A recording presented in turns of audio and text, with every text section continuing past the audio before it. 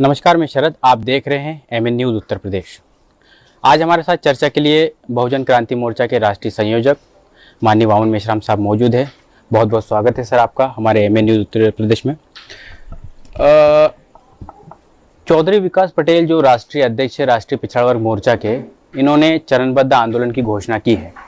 एक तो उन्होंने कृषि के जो कृषि काले कानून जो अभी है उसके विरोध में, साथ ही साथ में ओबीसी की जाति जनगणना होनी चाहिए और साथ ही साथ में ईवीएम के विरोध में, ये जो तीन ऐसे बड़े मुद्दे हैं जिनके ऊपर उन्होंने ये आंदोलन की घोषणा की है, इसके बारे में।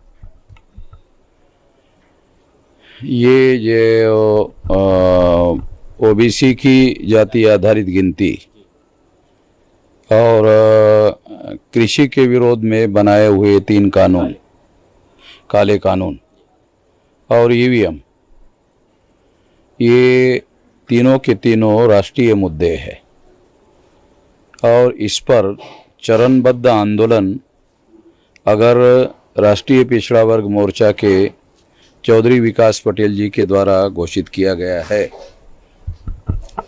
तो उसको हम लोग समर्थन करते हैं, क्योंकि ये बहुत बड़ी समस्या है। जाति आधारित गिनती करने के लिए सारे देश भर में आवाज़ उठ रही है। कई राज्यों के मुख्यमंत्रियों ने ये मांग की। मद्रास के हाईकोर्ट ने पहले भी ये जनगणना करने के लिए कहा गया था, मगर केंद्र सरकार ने उसका विरोध किया, नहीं करने का ऐलान किया और एफिडेविट दाखिल किया, ऐसी जानकारी मुझे मिली है। तो मेरे दृष्टि से जाति आधारित गिनती का जो मुद्दा है वो विरोध करने की वजह से ये राष्ट्रीय स्तर का मुद्दा है और इस पर चरणबद्ध आंदोलन के साथ साथ यदि चौधरी विकास पटेल जी के द्वारा भारत बंद का ऐलान किया है तो हम उसका समर्थन करते हैं, पूरी ताकत से समर्थन करते हैं। जो आपके ऑफशूट विंग्स है, जितने भी आपके संगठन के ऑफशूट विंग्स है, क्या इनके माध्यम से भी आप करने वाले हैं या ऐसा क्या आपको ऐसा लगा कि हम लोगों को इसको बड़े पैमाने पर इस मुद्दे को हाईलाइट करना चाहिए, समर्थन सपोर्ट करना चाहिए?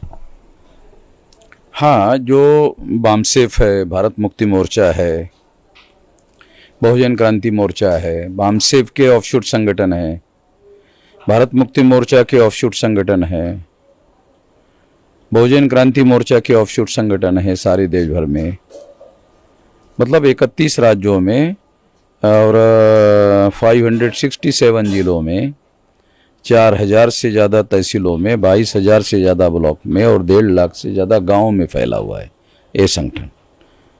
तो ये तमाम संगठनों के द्वारा हम लोग समर्थन करेंगे और इसके लिए उन तमाम संगठनों को ये निर्देश दिया जाता है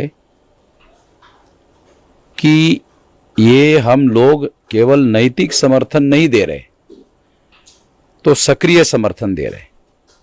जैसे अभी किसानों ने भारत बंद किया था, संयुक्त किसान मोर्चा ने, और सारी राजनीतिक पार्टियों ने उसका नैतिक समर्थन किया। अगर आपने नैतिक समर्थन किया और घर में ही बैठे रहे, उनको कुछ समर्थन नहीं किया सक्रिय, तो हम लोग नैतिक समर्थन नहीं कर रहे, हम लोग संगठित शक्ति के द्वारा सक्रिय समर्थन करने का ऐलान करते हैं, पूरे संगठित शक्ति के द्वारा।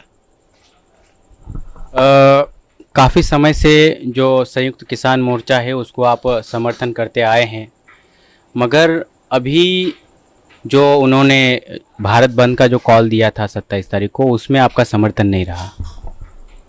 वो जो 40 लोगों का संगठन उन्होंने बनाया है, उसमें कमेटी बनाई है, उसमें पंजाब, हरियाणा और पश्चिमी उत्तर प्रदेश के लोग हैं, नेता लोग हैं, और अब की बार भी ये उतना ही हुआ है भारत बंद। तो ये इतना भारत नहीं है, भारत बहुत बड़ा है और हम इसके पहले 5 मार्च 2019 को और 29 जनवरी 2020 को इन लोगों के समर्थन के बगैर भारत बंद कर चुके हैं। हमारे पास इतना बड़ा संगठन का जाल है। तो वो लोग वो 40 का 41 नहीं करना चाहते, जबकि किसानों के सारे देश भर के संगठन जो है उनके साथ जुड़ करके आंदोलन करना चाहते हैं, मगर वो 40 के 41 नहीं करना चाहते। तो मुझे ऐसा लगता है कि उनका ये आंदोलन देशव्यापी करने का कोई इंटरेस्ट है नहीं है रियल सेंस में। तो इसलिए हमने ये निर्णय किया है कि हमें पिछलग्गू बनने का तो कोई काम धंधा है नहीं, पिछलग्गू बने रहे। तो इसलिए हमने निर्णय किया कि किसानों के मुद्दे पर हम जो राम सुरेश वर्मा जी का राष्ट्रीय किसान मोर्चा है उनके माध्यम से सारे देश भर में और तमाम किसान संगठन हैं उनके साथ कोऑर्डिनेशन करेंगे, उनके साथ समन्वय करेंगे और उनके साथ करके ये जो अभी भारत बंद करने का ऐलान किया जा रहा है इसमें उनको भी जोड़ने के लिए मैं अपील करता हूँ। और राम सुरेश वर्मा जी को भी अपील करता हूँ कि वो इसके लिए सारे देश भर में तैयारी करने का काम करे। जैसे कि आपने बताया कि जो दूसरे जो पिछड़े वर्ग के जो नेता हैं वो भी जाति आधारित जनगणना को लेकर के बात कर रहे हैं, जाति आधारित जनगणना के लिए बात कर रहे हैं, मगर कोई ऐसे रास्ते पर उतर के आंदोलन करते हुए नहीं दिखाई दे रहा है। जो बैकवर्ड क्लासेस की राजनीतिक पार्टियां हैं वो भी ब्राह्मणों की पार्टियों की तरह केवल राजनीतिक माइलेज लेना चाहती है, राजनीतिक फायदा लेना चाहती है और ये समस्या का समाधान नहीं करना चाहते। तो इसलिए वो पॉलिटिकल स्टैंड लेंगे मगर आंदोलन करेंगे ऐसा मुझे नहीं लगता। और इसी बात को ध्यान में रखते हुए चौधरी विकास पटेल ने अगर इसके लिए पहल किया है तो हम उनका समर्थन करेंगे सारे देश भर में और सक्रिय समर्थन करेंगे, पूरी ताकत से पूरी शक्ति से समर्थन करेंगे। जो महाराष्ट्र सरकार है, महाराष्ट्र सरकार ने सरकार के जो केस में है जो हलफनामा दे करके और इसको जाति जनगणना का रोकने की बात कही है, इसको आप किस तरीके से देखते हैं? महाराष्ट्र सरकार ने वो केस खड़ा किया था सुप्रीम कोर्ट में और इसलिए सेंट्रल गवर्नमेंट को वो हलफनामा दाखिल करना पड़ा। तो महाराष्ट्र सरकार के सामने जिला परिषद में रिजर्वेशन देने का मामला है, वो उतना उनका लिमिटेशन मामला है। हमारा मामला केवल जिला पंचायत में रिजर्वेशन देने के लिए ये जनगणना करनी चाहिए ऐसा नहीं, ये बहुत बड़ा नेशनल लेवल का बहुत बड़ा इशू है, क्योंकि ये डाटा कलेक्ट किए बगैर सरकार अगर कोई विकास का प्लानिंग बनाना चाहती है तो डाटा के बगैर विकास का प्लानिंग कैसे बन सकता है? सरकार कहती है कि ये जाति आधारित गिनती करना बहुत मुश्किल काम है, तो अनुसूचित जाति और जनजातियों का डाटा कलेक्ट करने का काम सरकार कर रही है। जब सरकार कर रही है और उनको किसी प्रकार का कोई दिक्कत आ नहीं रही है तो ओबीसी का ही करने के लिए दिक्कत आ रही है, ये बात तो तर्कसंगत लगती नहीं है, तो ये मानने वाली नहीं है। मगर उनको ऐसा लगता है कि आज़ादी मिलकर 75 साल हो गए और 75 साल में अगर वो डाटा सामने आ गया, सामाजिक आर्थिक डाटा भी सामने आ जाएगा, संख्या तो आएगी, सामाजिक आर्थिक डाटा भी सामने आएगा, तो पता चलेगा कि आज़ादी का किसको फायदा हुआ और किसको फायदा नहीं हुआ। अभी तक अनुसूचित जाति जनजाति के लोगों को जितना फायदा हुआ उससे भी बहुत ज्यादा पीछे है बैकवर्ड क्लासेस के लोग, फायदा नहीं हुआ। ये बैकवर्ड क्लासेस जो मंडल कमीशन में 5 प्रकार के लोग हैं। एक सबसे निचले पायदान पर नॉमिडिक ट्राइब के लोगों को मंडल कमीशन में डाल दिया गया, जो बहुत ज्यादा गलत काम किया गया। ये नॉमिडिक ट्राइब के लोगों को ओबीसी की लिस्ट में डालना, क्योंकि वो शब्दों में ही वो नॉमिडिक ट्राइब है, ट्राइब को उन्होंने ओबीसी में डाला, ये तो कोई न्याय करने वाली बात लगती नहीं है। दूसरा उसके ऊपर है एमबीसी। जो रोहिणी कमीशन के कुछ डाटा सामने आया उसके अनुसार पता चला कि प्रथम श्रेणी का 75 साल में एक सिंगल आदमी भी उनका नहीं है। तो अन्याय की तो बड़ी सीमा हो गई। वो तो शेड्यूल कास्ट शेड्यूल टाइप से भी गए गुजरे हो गए वो। और इन लोगों का सबसे ज्यादा इस्तेमाल बीजेपी के लोग कर रहे हैं। एक आदमी भी उनको दे नहीं रहे, सारी सत्ता ले रहे इनके समर्थन से। तीसरा है ओबीसी, जो लगभग सारे देश भर में किसान जातियां है। तो इन लोगों को मंडल कमीशन क्रीमी लेयर के साथ लागू किया गया। इसका परिणाम यह हुआ कि मंडल लागू तो हुआ मगर 5.4% से ज्यादा इंप्लीमेंटेशन नहीं हो पाया। यह भी धोखाधड़ी की बात है। चौथा मुद्दा यह है कि एससी एसटी ओबीसी से जो कन्वर्टेड मुस्लिम है, सिख है, ईसाई है, बुद्धिस्ट है, जैन है, लिंगायत है, ये चौथा ग्रुप है ओबीसी के अंदर।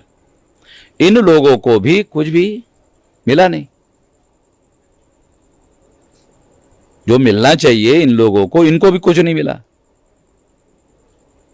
वो धार्मिक भेदभाव के शिकार है। उसमें 4 लोग हो गए। ये जो जितना ओबीसी का ग्रुप है, ये ब्राह्मणों की जो सोशल सिस्टम है, जिसको 75 साल के आजादी में ब्राह्मणों ने हाथ तक टच नहीं किया, यानी उसको खत्म करने की बात तो बहुत दूर की बात है, उसको टच ही नहीं किया। तो ऐसे बहुत सारी किसान जातियां हैं जो मंडल कमीशन में शामिल नहीं है, मगर अब इनको फायदा हो रहा है ओबीसी के लोगों को रिजर्वेशन लागू होने से।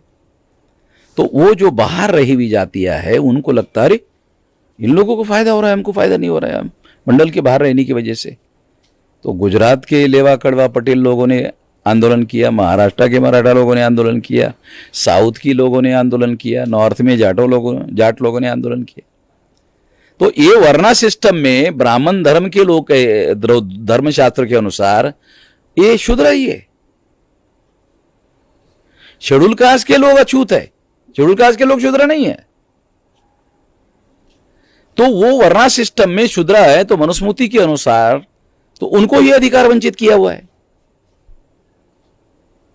तो वो लोग भी रिजर्वेशन की मांग कर रहे हैं। तो ऐसे 5 ग्रुप है मंडल कमीशन में, और ये 5 ग्रुप का जनगणना होनी चाहिए। एक तो ओबीसी की जनगणना होनी चाहिए, और उसके साथ साथ सभी जातियों की जाति आधारित जनगणना होनी चाहिए, और उसके साथ में सोशियो इकोनॉमिक डाटा इकट्ठा करना चाहिए, ताकि आजादी में किसको फायदा हुआ और किसको फायदा नहीं हुआ ये भी डाटा कलेक्ट किया जाना चाहिए। अंग्रेज जिनको इन लोगों ने वापस देश से भगाया, वो लोग डाटा कलेक्ट कर रहे थे जिनको इन लोगों ने दुश्मन कहा था। तो दुश्मनों ने यह डाटा कलेक्ट करने का काम किया। सारे दुनिया के लोग इस बात को मानते हैं कि कोई भी विकास की योजना डाटा के बगैर नहीं बनाई जा सकती। अंग्रेज लोगों ने इनके विकास का प्लानिंग बनाया या नहीं बनाया, मगर डाटा कलेक्ट किया। वही डाटा अभी अवेलेबल है। और आजाद भारत में जब ब्राह्मणों की सरकार आई तो उन्होंने इनका डाटा कलेक्ट करने का ही इनकार कर दिया। जानवरों का डाटा कलेक्ट कर रहे, कुत्ते बिल्लियों का डाटा कलेक्ट कर रहे, मगर इन लोगों को कुत्ते बिल्लियों से भी और जानवरों से भी बदतर मान रहे हैं, डाटा कलेक्ट नहीं कर रहे।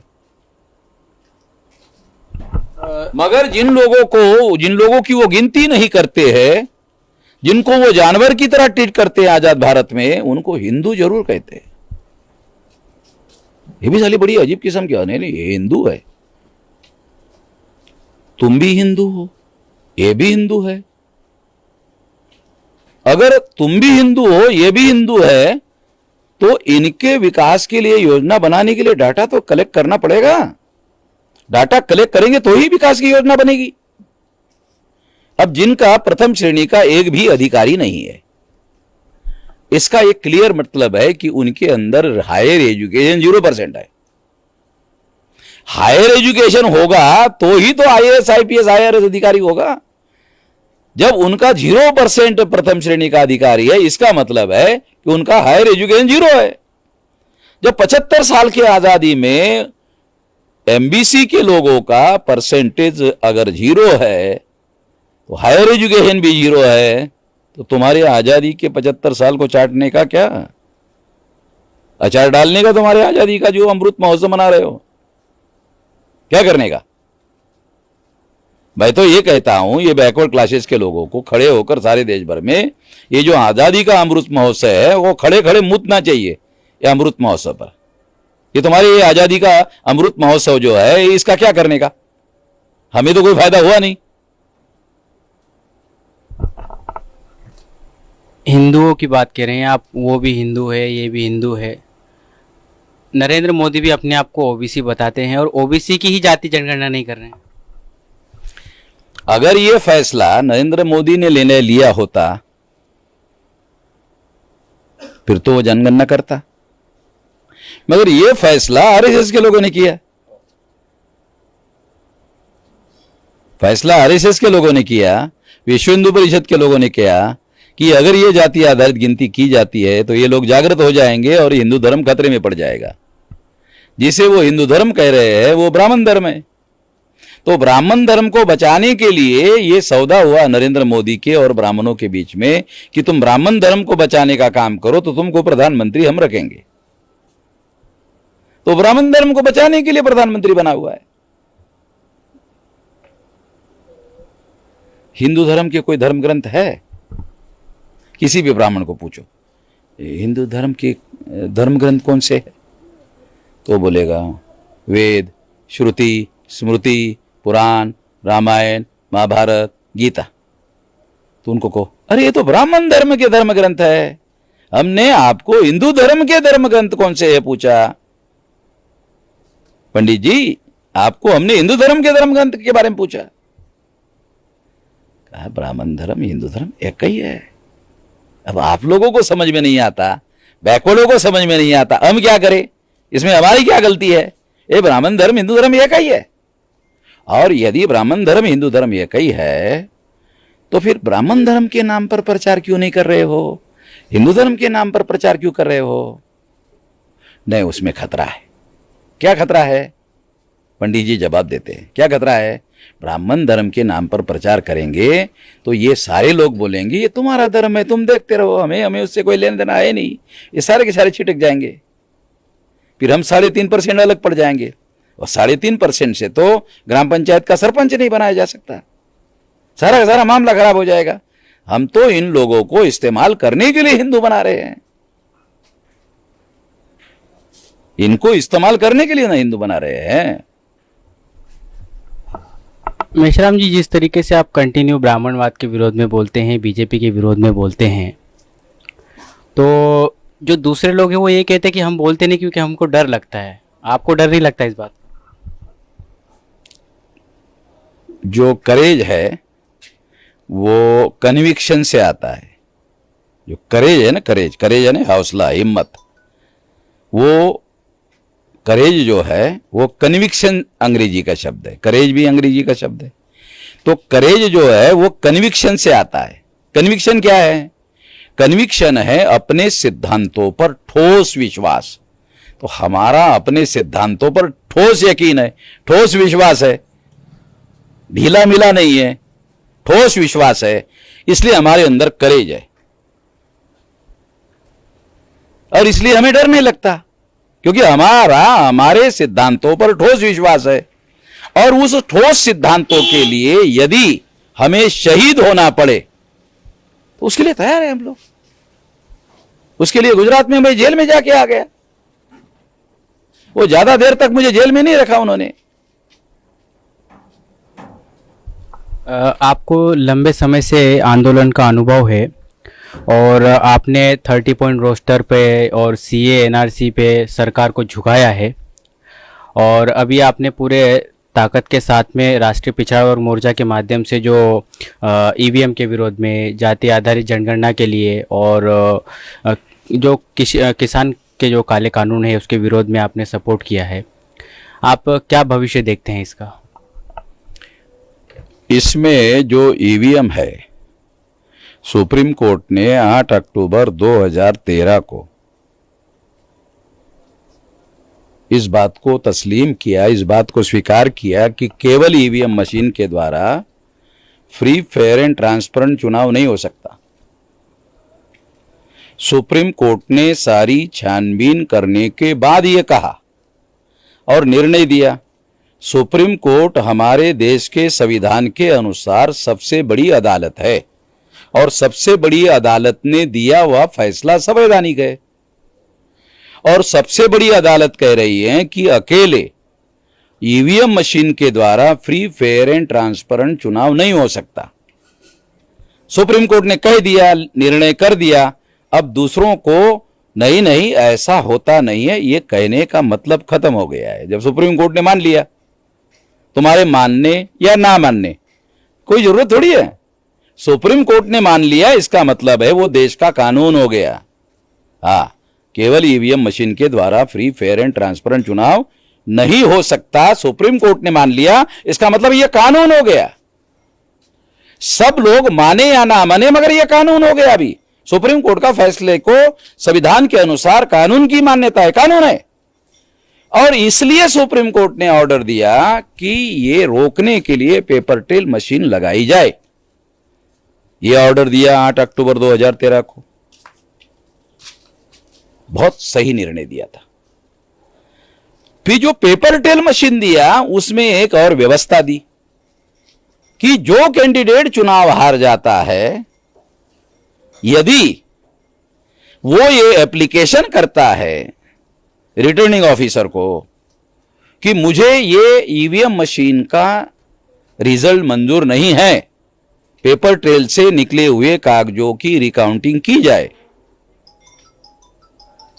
तो वो रिकाउंटिंग करना होगा। ऐसा निर्णय सुप्रीम कोर्ट ने दिया था। और ऐसा निर्णय देने के पीछे मकसद यह था सुप्रीम कोर्ट का कि इससे फ्री, फेयर एंड ट्रांसपेरेंट चुनाव होगा। ऐसा सुप्रीम कोर्ट का कहना था। उसके विरोध में बीजेपी और कांग्रेस ने 1% मिलान का निर्णय करवाया और फिर फ्री, फेयर एंड ट्रांसपेरेंट चुनाव के विरोध में यह काम करवाया। यह सारा षड्यंत्र हुआ। इसलिए हमारी यह मांग है, भारत बंद में हम ये मांग करने जा रहे हैं कि 8 अक्टूबर 2013 का सुप्रीम कोर्ट का जो फैसला है, 1% मिलान करने का जिनको मंजूर है वो उसको करे। हमें रिकाउंटिंग करने का जो सुप्रीम कोर्ट का फैसला है, वो रिकाउंटिंग करने का फैसला सुप्रीम कोर्ट ने रद्द तो किया नहीं, वो फैसला अभी भी है। 2 फैसले हो गए, तो उस फैसले पर भी अमल किया जाए। इसके लिए भारत बंद में ये ईवीएम के रेफरेंस में हम लोग जनता की अदालत में जा रहे हैं, तो हम इसका समर्थन करेंगे पूरे ताकत। क्या सरकार को आप एक बार फिर से झुकाने में कामयाब होने जा रहे हैं? लोकतंत्र में जनता मालिक होती है। जो इलेक्टेड एमएलए है, इलेक्टेड एमपी है और इलेक्टेड प्रधानमंत्री है, वो दुनिया में लोकतंत्र में कहीं पर भी मालिक नहीं होता।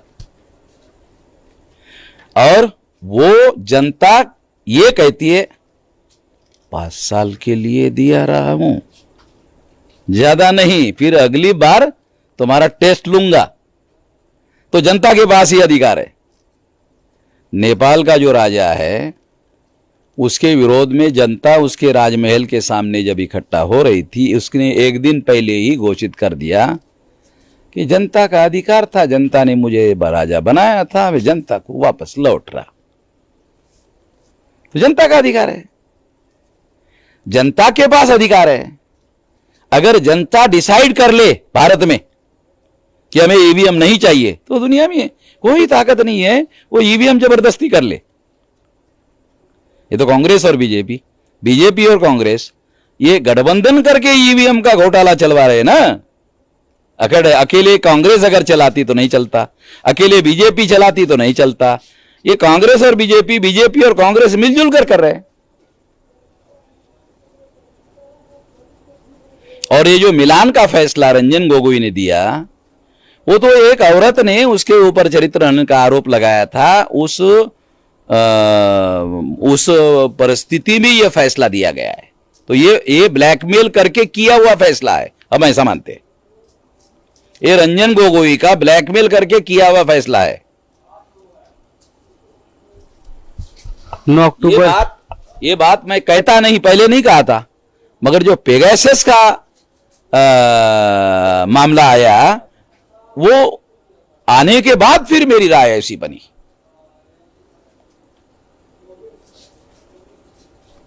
कि वो पेगासस में डाटा एक कलेक्ट किया गया रंजन गोगोई के विरोध में, और फिर वो इस्तेमाल किया गया, और उसके द्वारा 3 बड़े फैसले किए गए। एक तो वो फाइटर प्लेन वाले, उसका नाम मुझे याद नहीं आ रहा है, जो 36,000 करोड़ रुपए का या जो खरीद करवाए, राफेल का फैसला जो है वो करवाया गया कि नहीं ये निर्दोष है। दूसरा फैसला वो राम मंदिर का, और तीसरा फैसला ईवीएम का, मिलान का। ये 3 बड़े फैसले वो ब्लैकमेल से करवाए गए, ऐसा मेरा मानना। एक फैसला नहीं, 3 बड़े फैसले।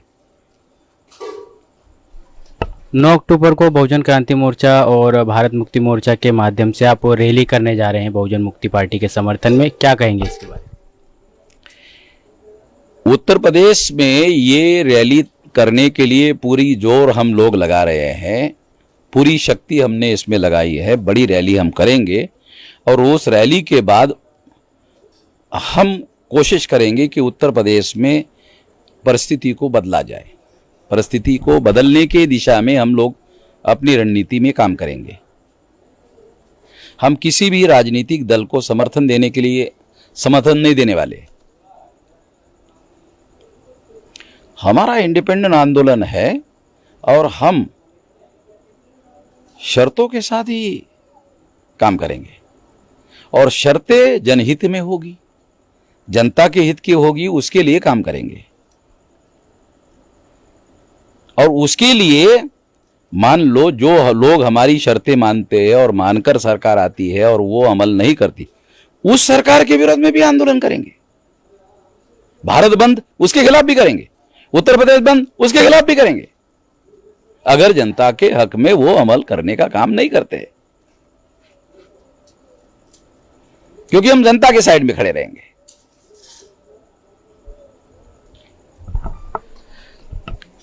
आखिरी मेरा सवाल है कि एमएन न्यूज़ उत्तर प्रदेश के माध्यम से क्या मैसेज देना चाहेंगे आप लोगों को? इस रैली के लिए बड़े पैमाने पर लोग साथ सहयोग करें, संगठित शक्ति निर्माण करने का काम करें, और जो जनता चाहती है वो हम करके दिखाएंगे उनके लिए। जो दूसरे लोगों ने आज तक नहीं किया, उन एजेंडों पर हम लागू करेंगे। ऐसे बहुत सारी बातें जो 75 साल के आजादी में जो किया जाना चाहिए था, जो नहीं किया गया, वही करेंगे। लोगों को रियलाइज होगा कि अरे ये तो पहले से करना चाहिए था। ऐसे काम करेंगे। तो ये थे हमारे साथ बहुजन क्रांति मोर्चा के राष्ट्रीय संयोजक वामन मेश्राम साहब, जिन्होंने काफ़ी मुद्दों पर उन्होंने विश्लेषण किया और बहुत ही सही तरीके से हम लोगों को सारी जानकारी दी। तो यूं ही बने रहिए एमएन न्यूज़ उत्तर प्रदेश से, देखते रहिए एमएन न्यूज़ उत्तर प्रदेश। अब तक के लिए धन्यवाद।